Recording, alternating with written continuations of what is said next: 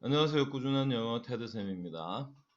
오늘도 제가 테드에서 재밌는 이야기를 또 골라봤습니다. 약 5분 5초 정도의 분량으로 된 내용이고 How to build a fictional world. 어떻게 가상의 세계를 만들 것인가 라는 것에 대해서 이제 재밌는 이야기를 알려주는 건데요. 글쓰기와 관련해서 또 영어를 통해 우리가 이런 구성, 이런 생각, 이런 발상들이 도움이 된다라는 걸 배울 수가 있습니다. 자, 5분 5초 또 도전을 한번 해보도록 하겠습니다.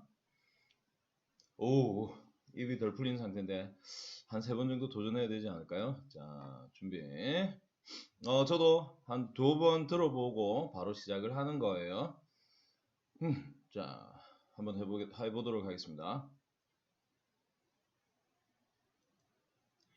How to build a fictional world. In J.R.R.'s world, Gandalf is one of 5 wizards sent by the Valar to guide the inhabitants of Middle-earth in their struggles against the dark force of Sauron. Gandalf's body was mortal, subject to the physical rules of Middle-earth, but his spirit was immortal, as seen when he died as Gandalf the Grey and resurrected as Gandalf the White. According to the Wojciechowski's script, an awakened human only has to link up and hack the neon binary code of the Matrix to learn how to fly a helicopter in a matter of seconds. Or if you are the one of the ones, you don't even need a helicopter, you just need a cool pair of shades. Cheshire cats can juggle their own heads. iPads are rudimentary. No Quidditch match ends until the golden snitch is caught. And the answer to the ultimate question of life, the universe, and everything is most certainly 42. Just like a real life, fictional words operate consistently within a spectrum of physical and societal rules. That's what makes these intricate words believable, comprehensible, and worth exploring. In real life, the law of gravity holds 7 book sets of Harry Potter to millions of bookshelves around the world. We know this to be true, but we also know that even since J.K. typed the words wizard, wand, and Wingardium Leviosa, the law of gravity has ceased to exist on the trillions of pages resting between those bookends. Authors of science fiction and fantasy literally build words. They make rules, maps, lineages, languages, cultures, universe, alternate a universe within universe. And from those words sprout story after story after story. When it's done well, readers can understand the fictional words and their rules just as well as the characters that live in them do, and sometimes just as well, just as well, or even better than the reader understands the words outside of the book. But how? How can human-made struggles, squiggles on a page reflect light into our eyes that sends signals to our brains that we logically and emotionally decode as complex narratives that move us to fight, cry, sing, and think? That are strong enough not only to hold up a word that is completely invented by the author, but also to change the reader's perspective on the real world. That, resume, that resumes only when the final squiggle is reached. I'm not sure anyone knows the answer to that question. Yet fantastical fictional words are created every day in our minds, on computers, even on napkins at the restaurant down the street. The truth is, your imagination and the willingness to figuratively live in your own world are all you need to get started writing a novel. I didn't dream of Hogwarts or the Star Wars cantina, but I have written some science thrillers for kids and young adults. Here are some questions and methods I've used to help build the words in which those books take place. I started with a basic place and time. Whether that's a fantasy world or a futuristic setting in the real world, it's important to know where you are and whether you are working in the past, present, or future. I like to create a timeline showing how the world came to be, what past events have shaped the way it is now. Then I brainstorm answers to questions that draw out the details of my fictional world. What rules are in place here? This covers everything from laws of gravity or not to the rules of society and the punishment for individuals who break them. What kind of government does this world have? Who has power and who doesn't? What do people believe in here and what does this society value most? Then it's time to think about the day-to-day life. What's the weather like in this world? Where do the inhabitants live and work? Oh, 5분 5초 끝났네요. 그죠? 오케이. 자, 끝까지 한번 읽어보고 다시 도전할게요. Whether do the inhabitants live and work and go to school? What do they eat and how do they play? How do they treat their young and their old? What relationships do they have with the animals and the plants of the world? And what do those animals and the plants look like? What kind of technology exists? Transportation, communication, access to information? There's no so much to think about. So spend some time living in those tasks and the answers to those questions, and you are well on your way to building your own fictional world. Once you know your word as well as you hope your reader will, set your characters free in it and see what happens. And ask yourself, how does this world you created shape the individuals who live in it? And what kind of conflict is likely to emerge? Answer those questions, and you have your story. Good luck. Future Word Builder. 오케이. 자, 조금 더 속도를 내서 읽어야 되는데, 예, 처음 읽는 것 치고는 꽤 잘 읽었다, 그죠? 자, 이제 한번 읽어보도록 하겠습니다. 다시 5분 5초.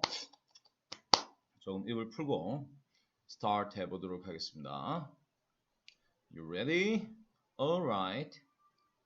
Go. How to build a fiction world. In J.R.'s world, Gunthorpe is one of 5 wizards sent by the Valar to guide the inhabitants of Middle-earth in their struggles against the dark force of Sauron. Gunthorpe's body was immortal, subject to the physical rules of Middle-earth, but his spirit was immortal, as seen when he died as Gunthorpe the Great and resurrected as Gunthorpe the White.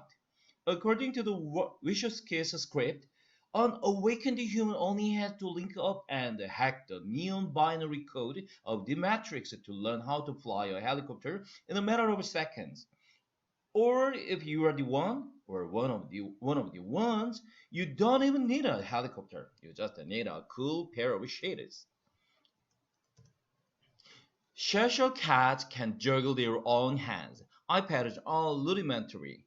No Quidditch match ends until the golden snitch is caught. And the answer to the ultimate question of life, the universe and everything is most certainly 42.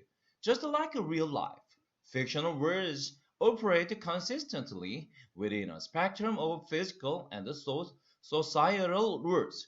That's what makes these intricate words believable, comprehensible, and worth exploring. In real life, the law of gravity holds 7 book sets of Harry Potter to millions of bookshelves around the world. We know this to be true, but we also know that ever since J.K. typed the words wizard, wand, and Wingardium Leviosa, the law of gravity has ceased to exist on the trillions of pages resting between those bookends. Authors of science fiction and fantasy literally build words. They make rules, maps, lineage, languages, cultures, universes, alternate universes within universes. And from those words sprout story after story after story. When it's done well, readers can understand the fictional words and their rules just as well as the characters that live in them do, and sometimes just as well or even better than the reader understands the word outside of the book. But how? How can human-made squiggles on a page reflect light into our eyes that send signals to our brains that we logically and emotionally decode as complex narratives that move to us to fight, cry, sing, and think that are strong enough not only to hold up a word that is completely invented by the author, but also to change the reader's perspective on the real world that resumes only when the final squiggle is reached. I'm not sure anyone knows the answer to that question. Yeah, fantastical, fictional words are created every day in our minds, on computers, even on napkins at the restaurant down the street. The truth is your imagination and the willingness to figuratively live in your own world are all you need to get started writing a novel. I don't dream of Hogwarts of the Star Wars canita, cantina, but I have written some science thrillers for kids and young adults.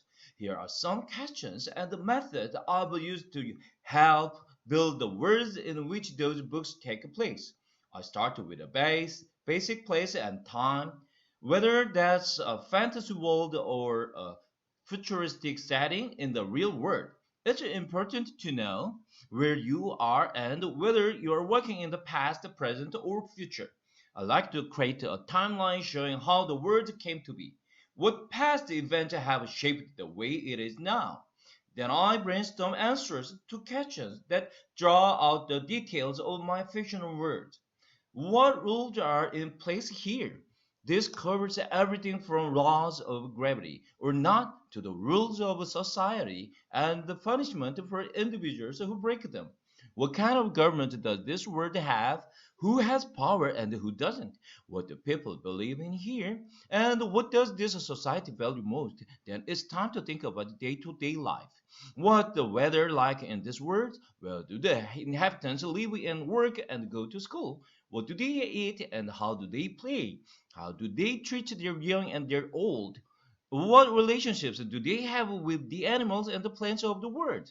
And what do those animals and the plants look like? What kind of technology exists? Transportation, communication, access to information. There are so much to think about. So spend some time living in those tasks and the answers to those questions, and you are well on your way to building your own fictional world. 오, 많이 가까이 갔는데, 그죠? 한 paragraph 나오네. Once you know your words as well as you hope your reader will, set your characters free in it and see what happens. And ask yourself, how does this world you created shape the individuals who live in it? And what kind of conflict is likely to emerge? Answer those questions and you have your story. Good luck, future world builder. Alright. 오, 다 돼갑니다. 그죠? 자, 이번에 꼭 성공시키고 말겠습니다. 자, 5분 5초. 근데 내용도 거의 간파됐어. 너무 이제 내용이 간파되니까 내가 뭘 얘기할지를 아니까 영어 읽기도 이제 자연스럽게 가는 거예요. 그죠? 독해, 낭독을 많이 해야 되는 이유 중에 하나예요. 독해를 잘하기 위해서 낭독을 많이 해야 돼. 왜? 영어의 문맥상 의미 전달 단위를 알아야 돼. 그러려면 영어가 어떤 식으로 의미를 전달하는지 자꾸 읽으면서 그 문맥의 단위를 몸으로 직감적으로 느낄 수 있도록 해야 되는데 이게 낭독을 통해서 100% 익혀집니다. 물론 낭독만이 아니라 사실 이제 그 문법도 공부를 좀 하기는 해야 돼. 근데 시간을 더 보낼 수 있다면 낭독이 이런 것들을 메꿔준단 말이죠. 그래서 낭독을 해야 된다. 낭독이 너무 좋습니다. Read aloud. 오케이?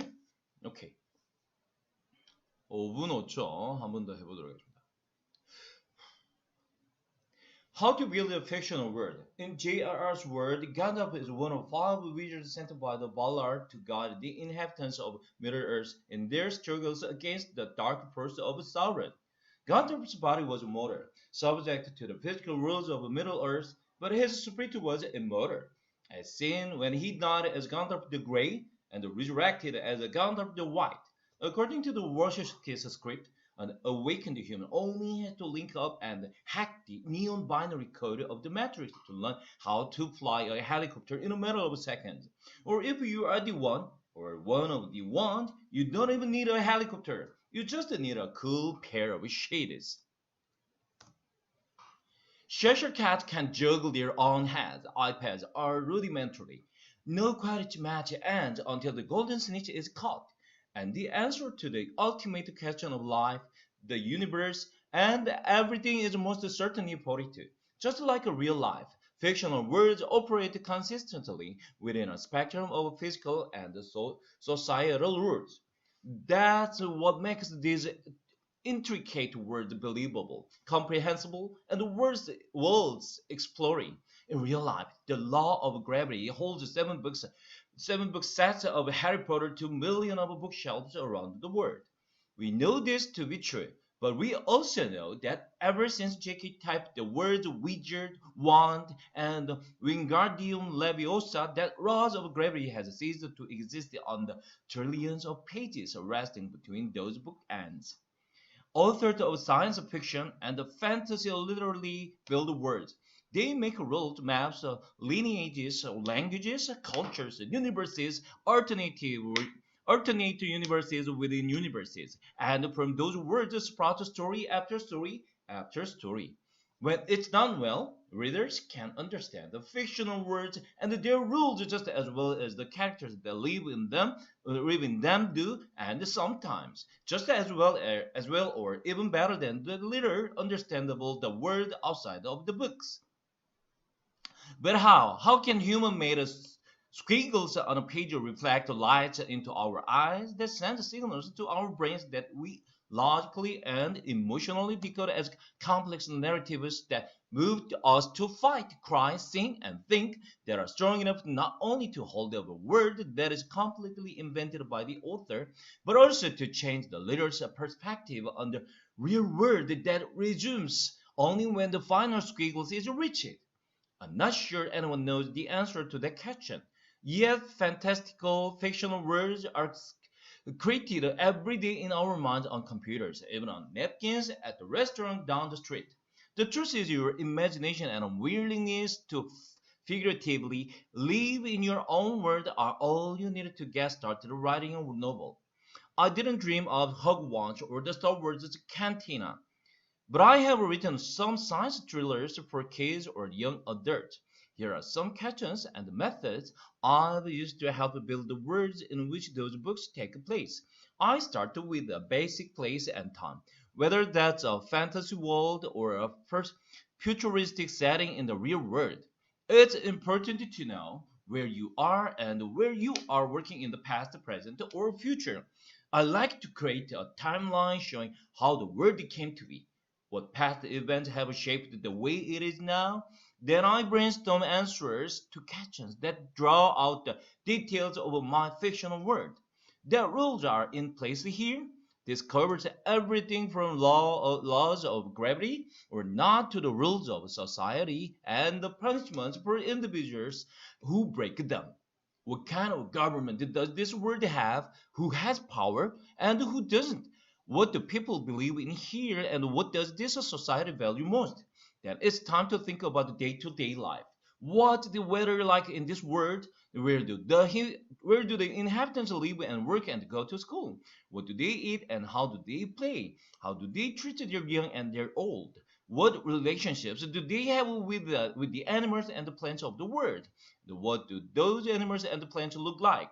What kind of technology exists? Transportation, communication, access to information. There's just so much to think about. So spend some time living in those tasks and the answers to those questions, and you're well on your way to building your own fictional world. Once you know your world as well as you hope your reader will, set your characters free in it and see what happens. And ask yourself, how does this world you created shape and the individuals who live in it? And what kind of a conflict is likely to emerge? Answer those questions, and you have your story. Good luck, future world builder. 한 2, 3초 늦었네. 허허, 오케이. 좋습니다. 마지막 여유 있게 할 때까지.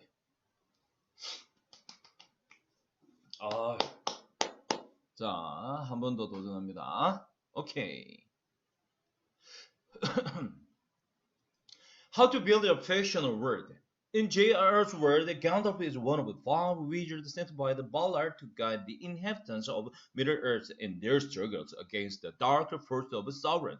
Gandalf's body was mortal, subject to the physical rules of Middle-earth, but his spirit was immortal, as seen when he died as Gandalf the Grey and resurrected as Gandalf the White.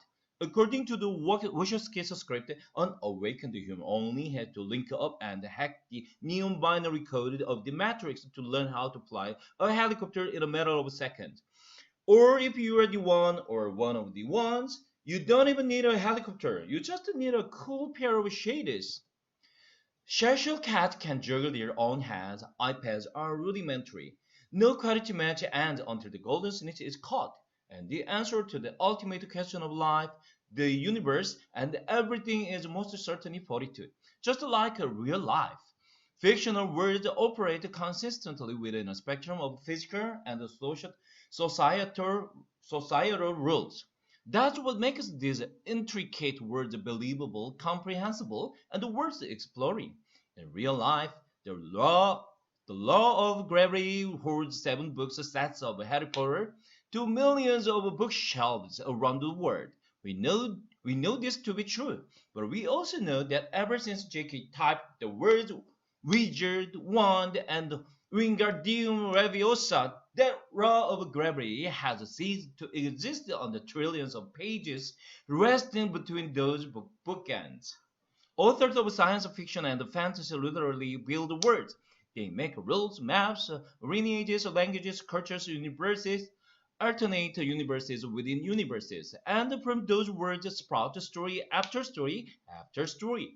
When it's done well, readers can understand the fictional words and their rules just as well as the characters that live in them do, and sometimes just as well or even better than the reader understands the world outside of the book.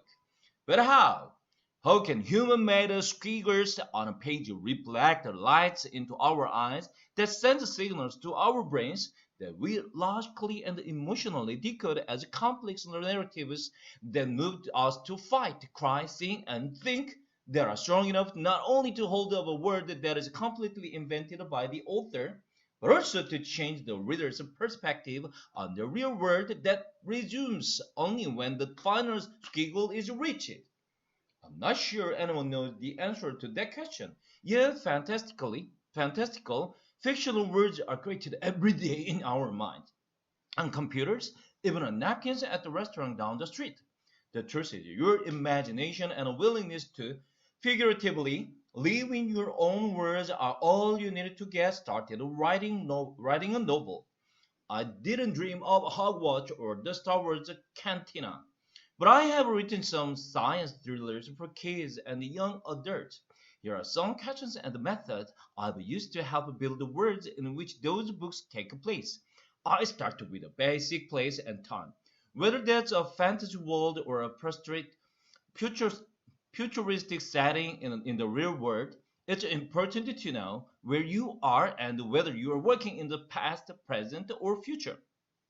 I like to create a timeline showing how the world came to be, what past events have shaped the way it is now. Then I brainstorm answers to questions that draw out the details of my fictional world. What rules are in place here?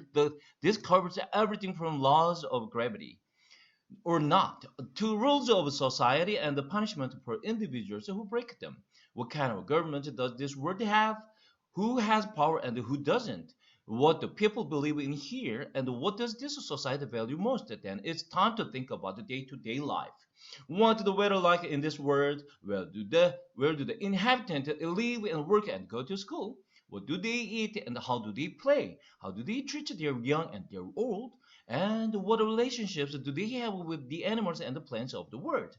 And What do those animals and plants look like? What kind of technology exists? Transportation, communication, access to information. There's just so much to think about. So spend some time living in those tasks and the answers to those questions. And you are well on your way to building your own fictional world. Once you know your world as well as you hope your little will, set your characters free in it and see what happens. And ask yourself, how does this world you created shape the individuals who live in it? And what kind of conflict is likely to emerge? Answer those questions, and you have your story. Good luck, future world builder. 아, 거의 맞췄습니다. 그죠? 예. 잘했다고 생각합니다. 조금 중.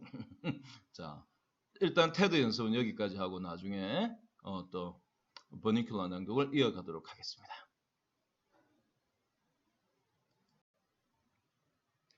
Chapter 4. A cat prepares. I almost didn't make it to my meeting with Chester that night. Toby had a feast in his room.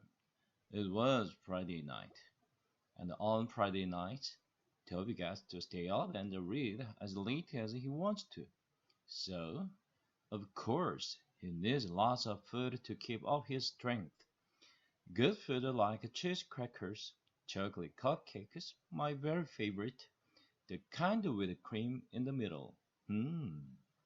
Pretzels and peanut butter sandwiches. The last I cannot abide because my mouth always gets stuck. Chocolate cupcakes with cream in the center, however, are another story. This particular evening, I stationed myself on Toby's stomach.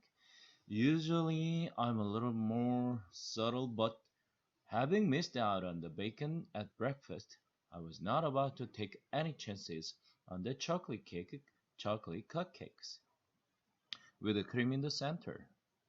Toby knew what I was after, but sometimes he thinks he's funny, and he plays little games with me. Hi, Harold. I'll bet you'd like a peanut butter sandwich, wouldn't you? Here? You have this one that's left over from yesterday, where I ate this boring old chocolate cupcake, which is nice and fresh and has cream in the middle. Okay, Harold? Ha ha. My sides are splitting. What's the matter? Don't you want the peanut butter sandwich? All right. I'll put it away for another night. Oh, here's something you might like. It's a green sour ball from that candy dish that was stuck to my sock. Would you like that, huh, pal? Oh boy, the kid is really hot tonight. No, huh? Well, I'd give you one of my cupcakes. But I know how much you hate chocolate. Would a little drooling on your stomach help convince you otherwise? Oh, you like chocolate? Okay then, you can have both of them. One thing I have to say about Toby, although he's got a rotten sense of humor, he's a nice kid. Naturally, once I'd eaten both cupcakes, which took approximately 4 seconds, I felt obliged to hang around and let Toby know I was grateful. What better way than to share a few of his cheese crackers? Well, Harold, Toby said some time later, we've had quite a party, but I have to go to sleep now. I can't keep my eyes open, so I'll have to wait until tomorrow to find out what happens in the next chapter. This is a good book, Harold. It's called Treasure Island, and it's by a man named Robert Louis Stevenson. It's kind of hard reading, though. I have to keep looking the big words up in the dictionary, so it's taking me a long time to get through it. I've always had trouble with these words myself. Half the time they don't mean what I think they are going to. And then, even when I do find out what they mean, I forget the next day anyway. You might say that I'm smart, but just not the squirrely type. But it's a really good story, Toby continued. It's all about a pirate and this little boy just like me. No dogs, And a parrot, Harold. A parrot? What's a parrot? Is there anything about the chocolate cake? That's my idea of a treasure. Well, good night, Harold. If you're gonna sleep here, you will have to get off my stomach because it's a little full right now. Good night, Toby. I curled up at the foot. I curled up at the foot of the bed, but I couldn't just sleep trying to figure out what a parrot was. I thought it might be a lady pirate, since the words sounded something alike, but then again, I thought it might be an umbrella. Chatter would know, I thought, as I went downstairs to ask him. Well, you certainly took your time, Chatter snapped as I sauntered casually into the room. I finished my book half an hour ago. Where were you? It so happens I was discussing great works of literature with Toby. Since when is a Twinkies wrapper considered a great work of literature? I decided to ignore that. Unfortunately, several chocolate crumbs fell from my mouth to the floor at precisely that moment. As a matter of fact, I said, trying valiantly to regain my dignity, we were talking about the treasure island. Ever hear of it? Ever hear of it? He sneered. I read that when I was a kitten. Oh, then tell me, Chatter, what is your parrot? Chatter looked at me scornfully. A parrot, he said, is a tropical gyrodactyl bird, older mm, ctesiforms, that has a stout, curved, hooked bill, is often crested, brightly variegated, and an excellent mimic. In other words, Harold, a parrot is a little bird with a big mouth. Oh, I said after a moment. I thought maybe it was an umbrella. Did you get so busy discussing parrots with Toby that you forgot you were going to meet me here? This is important, Harold. I still wasn't sure what a parrot was, but I decided this was not the time to pursue it. Come over here, Chester commanded, indicating his chair, and let me show you this book. I looked at the chair. Chester was already sitting in it, with a very large book open in front of him. I don't think there's a going. I don't think there's gonna be room for both of us, Chester, I said. Come on. You are wasting time. Just jump up here. I surveyed the scene carefully. I knew I would have to get a running start since there was just a tiny spot left for me, and I would never be able to fit into it if I pulled myself up slowly. Apparently, I was taking too long for Chester's liking. Will you get up here? He hissed. Okay, if that's what you want. I ran and jumped onto the chair, landing with a great kerplunk. Chester, where are you? I cried. I couldn't see anything but the back of the chair. I'd forgotten to turn myself around.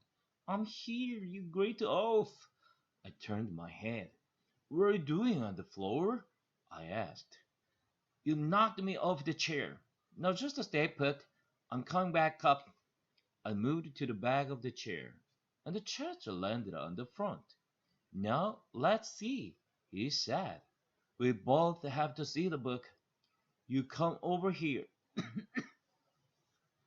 and I'll move this way. I don't know if you've ever watched a cat try to decide where to sit, but it involved a lot of circling around, sitting, getting up again, circling some more, thinking about it, lying down, standing up, bathing a paw or tail, and circling. A dog, on the other hand, sits. This looks like a good spot, a dog will say to himself. He will then lower his body to the spot in question and is usually so secure in his decision that he will fall asleep immediately. Chatter took what felt like 20 minutes to settle himself in, and just as I was drifting off, the kicks started. Come on, Harold. Quit hogging the seat and wake up. What were you trying to do? Take a little cat nap? Ha ha ha. I yawned. Now, said Chester, turning to the book, let's get down to brass track. Brass tracks. Let's get down to brass tacks. What exactly is on your mind? I asked. This book and that rabbit, Chester replied. Now tell me, Harold, have you noticed anything funny about that rabbit? No, I said, but I've certainly noticed a lot of funny things about you recently.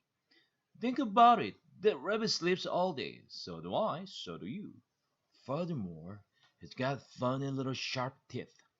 So do I, so do you. Furthermore, he gets in and out of his cage by himself. What kind of a rabbit can do that? A smart one, I said. I could do it. We're not talking about you, Harold. We're talking about the rabbit now. Where did they find him? At the movies? Yes, but what movie? Dracula, I said. So? So?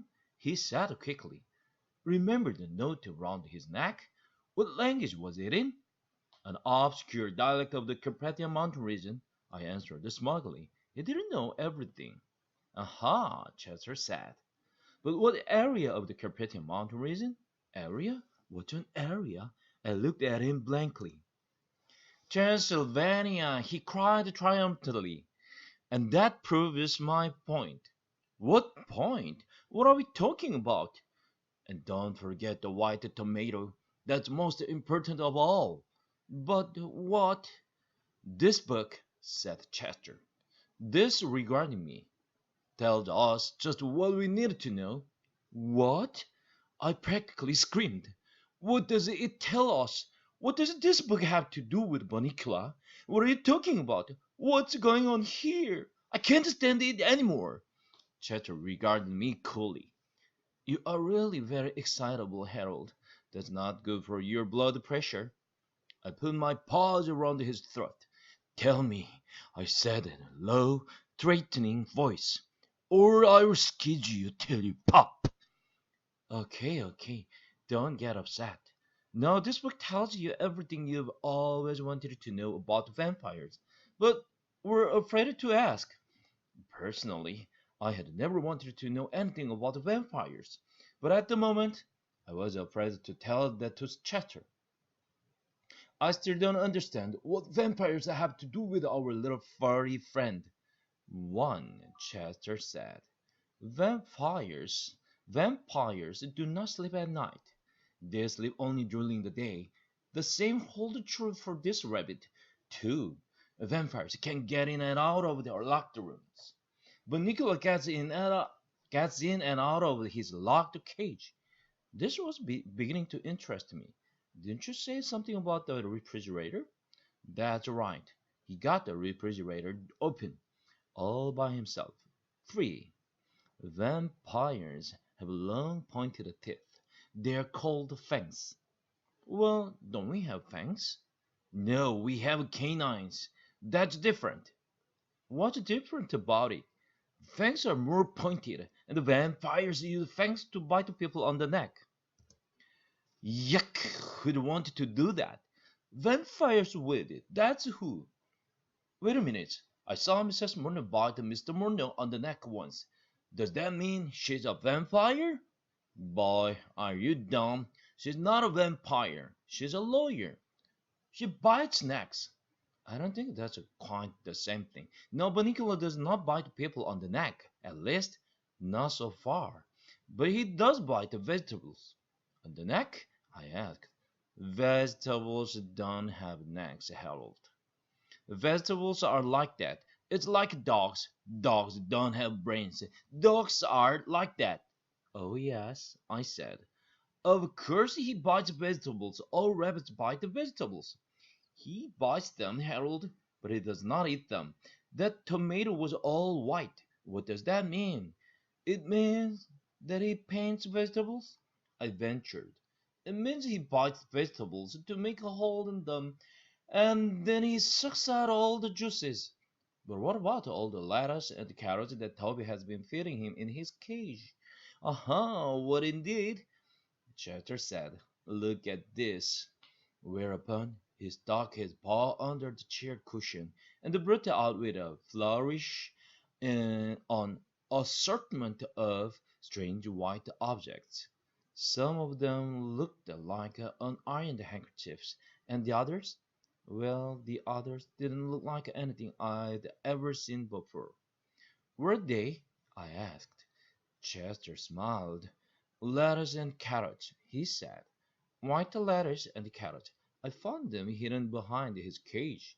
I was aghast. What did it all mean? Could Chester be right? Was this harmless-looking little ball of fluff really a vampire? Just then, Chester let out a yelp. Look, he said, the cage is empty again. Oh, we are fools! We are fools! We've let him get out of our sight. It's your fault. My fault? You are the one who took 20 minutes to sit down. Well, if you hadn't knocked me off in the first place. Wait a minute. Where are we arguing? Let's find the Bunnicula. Just then, we heard a click in the kitchen. Refrigerator, I whispered. Chester nodded. We jumped down and moved cautiously to the kitchen door. Shh! Chester warned unnecessarily as we crept along. Don't make any noise. We don't want him to hear us coming. Obviously, I retorted. The light went out under the door. He must have closed the refrigerator, Chester said. Easy now. We pushed the door open. The kitchen was dark. There was not a sound. Psst, Chester. What? I can't see. I can, but I can't see him. He's not here. There was a soft scamper across the linoleum, and we turned just in time to see a little white tail bounce out the door into the living room.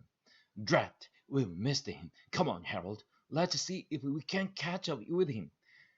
Chester started toward the door. Wait, Chester. What's that on the floor by the refrigerator? He turned. This new object interested him more than following Bunnicula. Watch out, he said. I'll take care of this. He slunk across the room slowly, muscles taut, eyes alert. When he was about 6 inches away, he stuck out his paw, closed his eyes, and batted at the object tentatively. I don't think he made any contact. Get closer, I said. Chester's eyes popped open. Who's the cat here? He asked. I know what I'm doing, and he proceeded to bat the air 3 more times. Was it it? What is it? I squealed, as my throat contracted in fear. I don't know yet, but whatever it is, it's not alive. Oh boy, if I wait for you, we will be here all night. I walked bravely to the object and sniffed it. Well, asked Chester. Beats me. Chester came closer. After a moment of close examination, he gasped. I jumped. I could feel my heart pounding in my chest.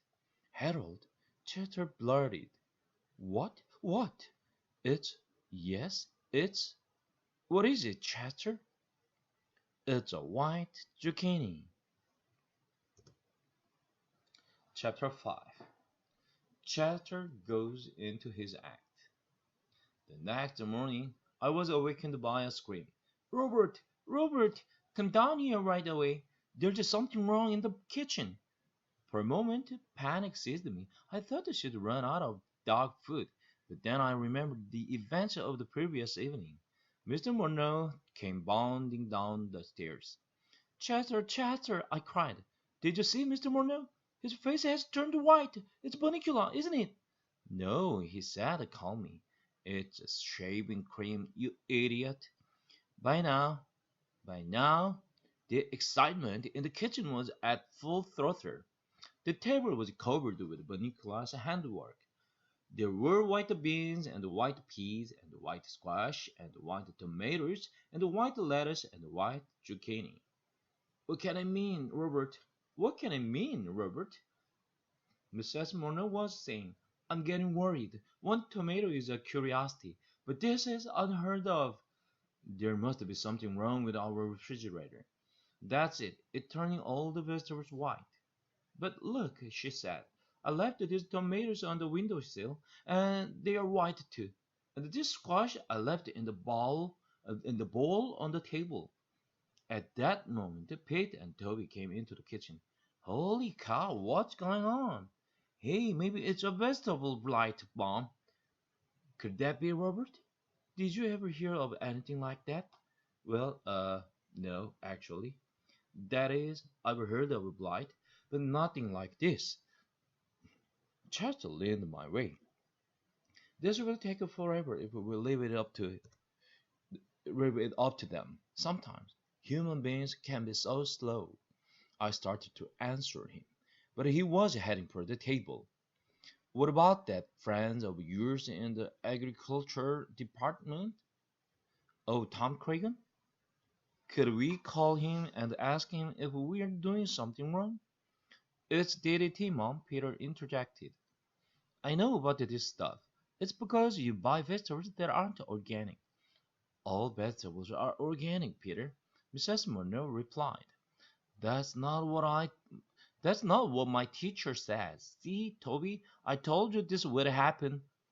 They are using chemicals on our food, and if you are not careful, you will turn white too. Like that? Robert, couldn't you take that shaving cream off your face? Oh, yes. Of course, so where's my towel? I know I brought it down with me. For that matter, where was Chester? I'd seen him going toward the table, but I'd lost track of him listening to all that talk about the DDT. I just hoped that they didn't use any of that stuff where they grew chocolate cupcakes. Pete, did you take my towel? Why would I take your towel, Dad? I don't shave. Just then, the door swung open. I could not believe my eyes. There was Chester, with Mr. Morton's towel draped across his back and tied under his neck like a cape. That was strange enough, but on his face was an expression that sent chills down my spine. His eyes were wide and strained, staring. The corners of his mouth were pulled back in an evil grimace. His teeth were bared and gleaming in the morning light. He cackled menacingly, and threw back his head as if he were laughing at all of us. I thought that he had completely lost his mind. There's my towel. What's the matter, Chester? Were you cold? Mr. Murner bent down to take the towel from Chester. Before he could lay his hands on it, Chester flipped over onto his back, closed his eyes, and folded his paws over his chest. It was a hideous sight. He opened his eyes wide. With the paws outstretched, he slowly lifted his head. His eyes glazed and vacant. Soon the upper half of his body followed, all in one smooth flow, until he was in a sitting position.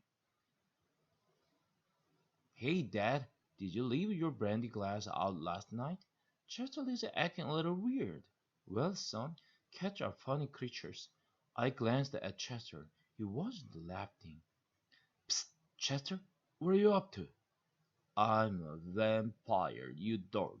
Can't you tell? I'm trying to warn them. Well, it's not working. You'd better think of something else. Chester frowned, apparently deep in thought. Deep in thought. So you see, Toby, Mr. Morgan was explaining, all cats are as individual as all people. Maybe he just wants to get our attention. Isn't that right, kitty cat? Ordinarily, Chester would have left the room upon being called kitty cat, but he was lost in thought. Come on, Chester, give me back my towel. Mr. Morgan moved toward Chester. Chester's eyes lit up. He looked at me and smiled. I sensed I was not going to like what he had in mind. I was toying with the notion of sinking under the table when Chester fixed me with his eyes. How deep they were, like black pools. I felt myself floating, lost in them, my will no longer my own. I felt an inexplicable urge to murmur, Yes, master. When he walked slowly, steadily, toward me. As he drew nearer, I found myself unable to move. He stopped before me, never taking his gaze from me, and lunged.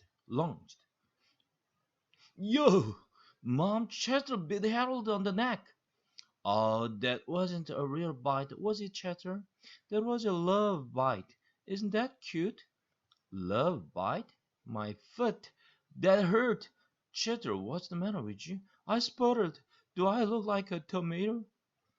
Oh, it doesn't matter anyway, Harold. They don't understand. How can human beings who read the same books I do and still be so thick?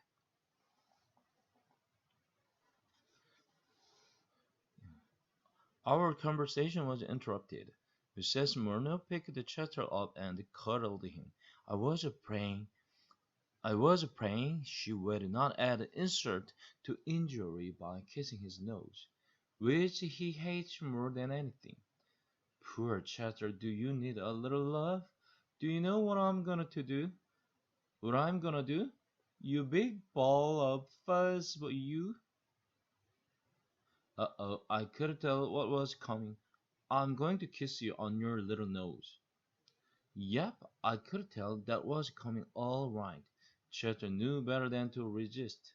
He went limp in Mrs. Murnau's arms. Mr. Murnau took his towel off Chester. I still don't know why he's wearing my towel, he said. I think he must be cold, dear. Here's your towel. Why don't you get his kitty sweater? Chester looked ill, and he can wear that all day. He can wear that all day. As Chester was being buttoned into his bright yellow sweater, with a little purple mouse and cowboy hats all over it, Mr. Murnau said, "What about those vegetables? Shall I speak to Tom Cregan?" Yes, dear," Mrs. Murnau said. "Why don't you? I'm sure there's some explanation. In the meantime, I'll change markets. To tell you the truth, I'm really much more worried about Chester. We'd better keep our eyes on him." Chester and I did not speak until late afternoon. I was busy nursing my neck, and Chester was busy hiding under the sofa too embarrassed to be seen. When we did speak at last, it was a brief exchange. "Hey, Chester," I called, when he finally crawled out from under. "We don't have to worry about any vampire bunnies anymore. All you have to do is stand outside his cage in that sweater, and he will laugh himself to death." Chester was not amused. "That's right, make fun, all of you. No one understands." I tried to warn them, and they wouldn't heed. "Now I'm gonna take matters into my own hands." Whereupon Chester and his 16 purple mice went into the kitchen for dinner. 오, 여기까지 하도록 하겠습니다.